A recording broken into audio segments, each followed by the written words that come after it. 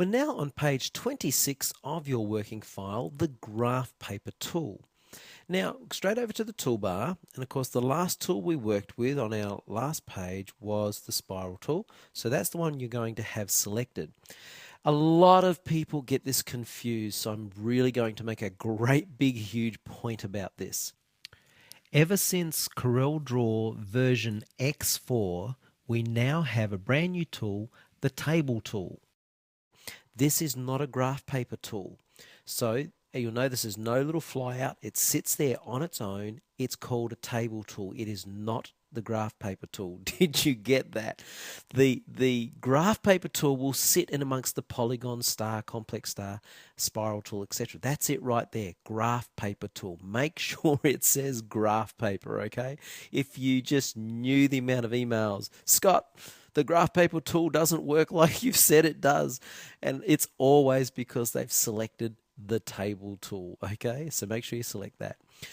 Now you'll find there are very few options for the graph paper tool. All we've really got is how many columns and how many rows. So I'm going to type in 5, tab, and 5. And again, click in the middle, finger on Control and Shift. And there you go. It's as simple as that to create, obviously, some graph paper. You can create long, skinny rows and columns, or do the reverse, long columns and skinny rows, however you want to actually do it. Finger on Control and Shift, and it's all perfect for me. Okay, so I'll pop that back over here in the middle. Now, what we're going to do is just play with this a little bit. I'll just finger on Shift and resize out a bit. The graph paper tool, effectively, what does it do? It creates lots of little squares or rectangles. We've already learned how to create those, but it groups them all together. So we haven't talked about grouping yet, but I need to for this lesson. So up here on the property bar, you'll see ungroup or ungroup all. Or you can right click. In fact, I'd prefer you did this. Simply right click on a line or on the X and choose ungroup. Don't do anything else, just choose ungroup. Now what happens is we've got all these individual squares, okay? But I just want to show you how the graph paper tool works. It's just squares, but you can have some fun. If I select the whole thing and I make it say white, give everything a white fill, the reason why I've done that is so that I can select easily. Finger on Shift, I'm going to select that one, that one, that one, then that one and that one. This will really test your ability to select objects and see. Now click the color black, and look at that, we've created a checkerboard. And I know I did that really fast, but I think you're clever enough to work that out.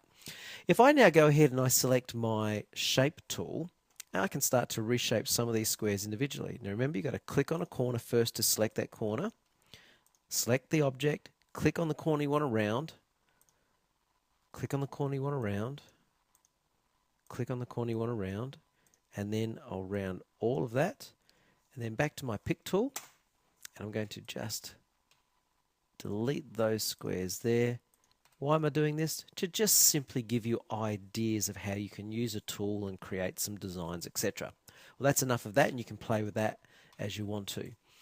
Let's say you wanted to design an invoice book or an invoice sort of sheet of paper. This can be a really quick and easy way to do it. Again, selecting my graph paper tool, I'm going to select, what do I want? I want 2 rows and I want 1 column. So I'll click and drag. In fact, I did that the wrong way around, didn't I? I actually wanted 1 and 2. Let's click, that's better. Okay. That looks good. Now, this time what I want to do is have 1 column again, but this time I want 10 rows. So 10. And make sure again that you've got snap to objects on, makes doing this sort of thing easier. So I can just snap into that corner there, click and drag, and say we pull that down to about there. You might want to have a lot more rows than that, and then snap into there and up to there. So across the top here, you would write your company name and all your details. Down here, you can actually put in whatever it is you've purchased or what have you, and then of course the price. And then all I want is, I want 2 and 1. And click and drag, and there you go. A very quick, simple invoice book. If you want to resize, you can select any of it, stretch that out a little bit, stretch that out a little bit. And remember, if you just slide down, you can get it to lock because we've got snap to objects on. Same thing here. It's locked to there, and I'll stretch that back so it lines up. I meant to actually stretch it, not grab it.